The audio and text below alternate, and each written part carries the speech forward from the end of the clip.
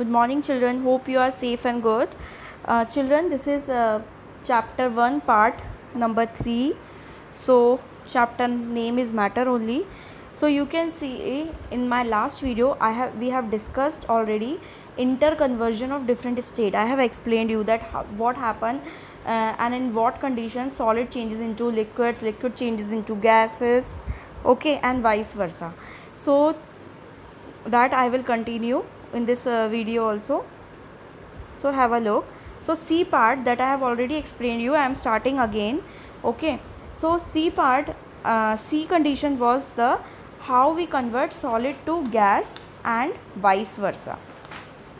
Vice versa means again gas into solid. So on heating only, on heating we can easily convert solid into gases. So in my last video I have given example of naphthalene balls, I have given example of ammonium chloride, you can say, and I said these conversions are reversible. Okay, like we are just like on heating, if we are just changing the state of ammonium chloride from solid to vapor form or gaseous form, by cooling we will get back the same state, okay, original one, from vapor to the solid. So it is these processes are, all these processes A, B, C, all these processes are reversible one. Okay, so now one activity is given of ammonium chloride. Okay, now what they are for this, what materials we need? We need a china dish, a glass funnel, ammonium chloride which is a salt, tripod stand, wire mesh, burner, and a piece of cotton.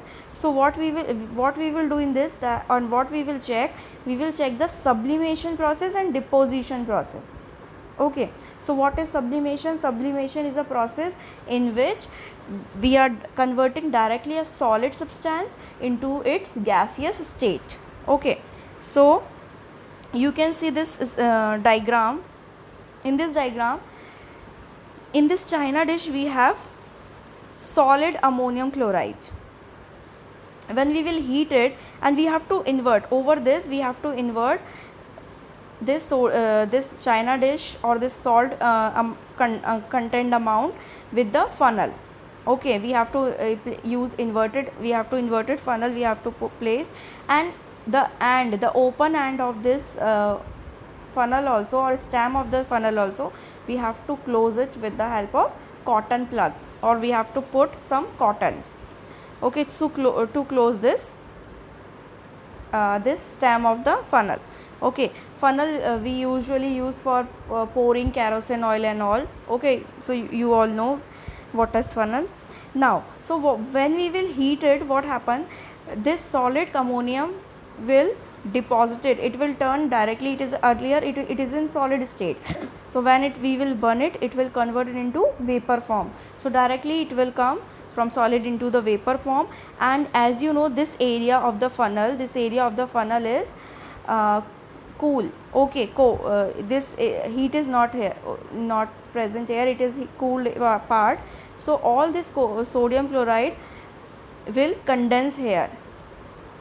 Okay, or you can say on the walls of these funnel. Okay, this top area which is cool one. Okay, so it is all the this, so it will solidify. So that process is called deposition. Okay, so I am just reading observation for you, that you will observe when you will heat this sodium chlorides, which is a salt. So what we will observe the fumes, which is also called as vapors, of ammonium chloride in and above the china dish, walls of the china dish. Okay, so why we will see a thin layer of ammonium chloride on the inner wall of the funnel. Why? Because you know, conclusion, have a look on conclusion, this one. So on heating, ammonium chloride is directly converted into vapor form. These vapors on moving towards cool area, as I said, and thus solidify again as a deposition on the inner wall of the funnel. Okay, so here, you know, children, in my last video I have already explained you about the naphthalene balls that we are using in our cupboards, or when we are keeping our woolen clothes. okay, during summer season, when we are just packing our woolen clothes, in that your mother is also using that putting the naphthalene balls or moth balls, okay, white color rounded. So that also a sublimating balls or substance, okay. So that also convert directly into vapor form and protect our clothes, woolen clothes, from insects, okay. So that is also our camphor is there, kapoor, that is also sublimating agent, sublime agent, okay. Now children, in my last video also few terms I have explained you, what is melting point, what is boiling point, what is vaporization, what is condensation point, what is liquefaction, what is vaporization. So here also few terms are given. Now remember one thing, that naphthalene balls and iodine both get converted directly from solid into gas and gas into solid, vice versa, okay. So first term is sublimation, you can see here. So in the pink term, it is a process of converting a solid directly into a solid gaseous state. So it is a definition. What is sublimation? A process of converting a solid directly into a gaseous state. What is sublime? So what happens when this solid changes, when heating, when this solid changes into gaseous state, this gaseous form of ammonium chloride is called sublime, okay. So this deposited one is called sublime, okay. Now what is sublimate? So during sublimation, when the gas is cooled to form the solid so obtained is called sublimate. Understood? What is sublime, what is sublimate? So gaseous form one is a sublime, and the gas is cooled. When we cooled it and when we will deposit it or condense it, that is called sublime. So here also you can say iodine, which is a solid, when we will heat it, it will turn into iodine gas, and again when we will condense the iodine gas, again it will turn back into iodine, solid iodine. So it is also a and here it is written also sublimate and sublime, okay, sublimate and sublime. So here also you can say this ammonium chloride which is in China dish is sublimate, okay. This ammonium chloride, it is sublimate, and here it is sublime. Remember, this is sublimate and this is sublime, okay children. You know, you have to remember these terms because these terms are very important. Then only if you will learn, then only you will understand. Now next one is, what is deposition? So deposition is a process in which gas directly converted into solid state, okay. So one chart is given, as you can see, liquid to gas, gas to solid. So melting and freezing, vaporization, condensation, and sublimation and deposition. So you make this and copy please, okay, this graph. Now something more, blue box you can see. As you know, carbon dioxide is a compound which is made up of carbon and oxygen, okay, element. So carbon dioxide from gaseous state, when we will cool this carbon dioxide gas, it will solid, we will get solid carbon dioxide, okay. So means carbon dioxide gas, when we will cool it, we will convert it into solid carbon dioxide gas, which is called as dry ice. And this dry ice, again when we will heat it, again it will turn into CO2 gas, okay. So here also carbon dioxide gas is also a example of sublimation, okay, sublimation process. Now dry ice. What is dry ice? Solid carbon dioxide is called, remember always, solid carbon dioxide is called dry ice, okay. And dry ice is very important. Why? Because it is used as a refrigerant, okay. Like you know, in our freeze we have a refrigerator, one area into which we can freeze our ice and all, we can make our ice, we can freeze our ice creams and all, like this only. Dry ice, the solid carbon dioxide is also act as a refrigerant, which we used, it is written also, you can see, which we will use to keep ice creams in frozen form. So in the factories or industries, they are using that dry ice for freezing items. Like it is used to transport blood, so blood donation, blood donation time, they are preserving our blood through this dry ice only. Organs also, and to store vaccination also. Okay, so they are using solid carbon dioxide or this dry ice as a refrigerant. Okay, so that we can keep it preserved. Now what is law of conservation of mass? Now children, 7th class, no, I have explained you what is a balanced equation, what is a chemical equation, I have already explained you. You know what are reactants, you know what are products. Okay, so it is a general idea. So you know, when we have done the chemical balancing, okay, whenever we do a chemical balancing, we have to check, remember, we have to make a table, we have to check whether number of reactants are equal to the number of products. So that law is called law of conservation of mass. Okay, law of conservation of mass means the total mass of reactant should always be equal to the total mass of the product. Okay, so first line I am reading here, and you have a look please. So law of conservation of mass states that during a chemical reaction, mass can neither be created nor be destroyed. It will remain. Okay, it will not create, it will not destroy, it will remain the same as it is. Okay, and the or we can say mass of reactant should be always equal to the mass of the reactant. Okay, so one activity we are making table and we are just counting, remember, same thing only. Okay, that we have learned already in class 7. Now based on this, how to verify this law? Okay, so one activity is of chemical reaction is given in your book, page number 14. Okay, so here I am not mentioning the page number on my slide, because you know I can tell you and you can listen also, you can go through it.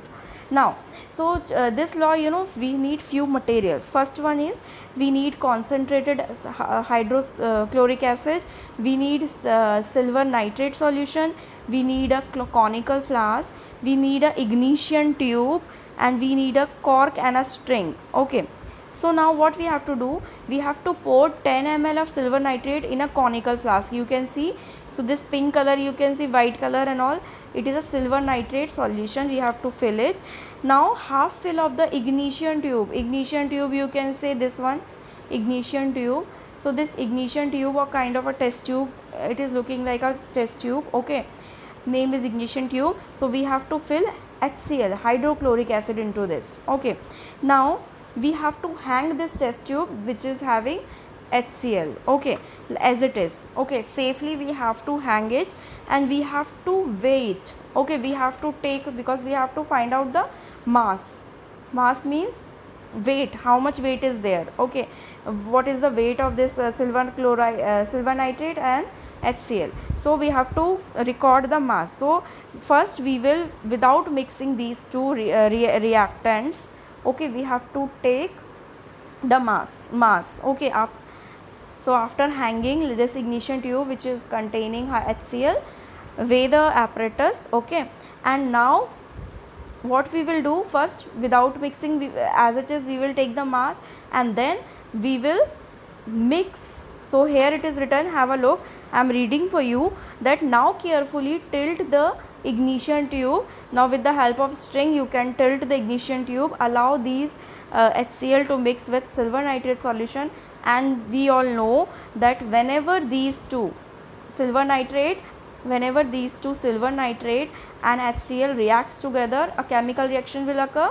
Okay, a chemical reaction will take place, and we will get a white precipitate of silver chloride plus nitric acid, HNO3. Okay, so remember always what we have done in this activity. We have take mass earlier when we have not mixed these two reactants, and then again we have taken after mixing these reactants. Okay, so what we will found, what will be the observation? It is observed that there is no change in the mass of the apparatus before also and after the reaction. So before the chemical reaction and after the chemical reaction, we will find that there will be no change in the mass. Mass will remain the same, reading will will be the same. Okay, so what is the conclusion? Conclusion will be there that there is no change in mass. It means it is following, this chemical reaction is following the law of conservation of mass, which means, or which states that, what is the law? That mass can neither be created nor be destroyed during the chemical reaction, or you can say the total number of the reactants should always be equal to the total mass of the product. Okay, so this law can also be confirmed by studying other reaction. Like one reaction is also given of sodium sulfate and barium chloride. So whenever we will mix these two, okay, take the same reading before chemical reaction and after chemical reaction, what we will get? We will get the same reading in both the cases. Okay, so please, now, so here one activity is given in that yellow box. What they have done, carbon in the form of coal is burnt. As you know, oxygen supports burning. So when we will burn the carbon or coal, okay, so what it will release, obviously any carbon compound, when we will burn anything which contain a carbon compound or every carbon compound, they will release carbon dioxide gas, CO2. Okay, so express the A part is express the chemical change given in the form of chemical equation. So they are showing here C plus O2 is reactants and product is CO2, which is a product. So you can see. Now we have to prove, B part, we have to prove that they are following, this reaction is following the law of conservation of mass or not. So we know that the mass we have to see. So carbon mass is 12, C6H12, sorry, C612, okay, and oxygen is 16, mass is 16, 8 and 16, 8 is atomic number and mass is 16. So when you will just do with C plus O2, we will get mass of reactants, we will get the answer, same answer, 44 U atomic unit, and when we will do with multiplication of this with mass, we will get the 44. So here you can see the answer will remain the same, 44 U, whether you will calculate the reactants or products. So we can easily say that yes, it is following the law of conservation of mass, hence proved. Okay, so this is one already solved activity is given. So this chapter is I have already explained all the points. Okay, if you have doubt, just please mark in your book or write in your copy. In the next class we will try to solve the exercises. In the next video I will discuss with you that exercises. Okay, so thank you children, thanks for being awesome. Thank you, God bless you all.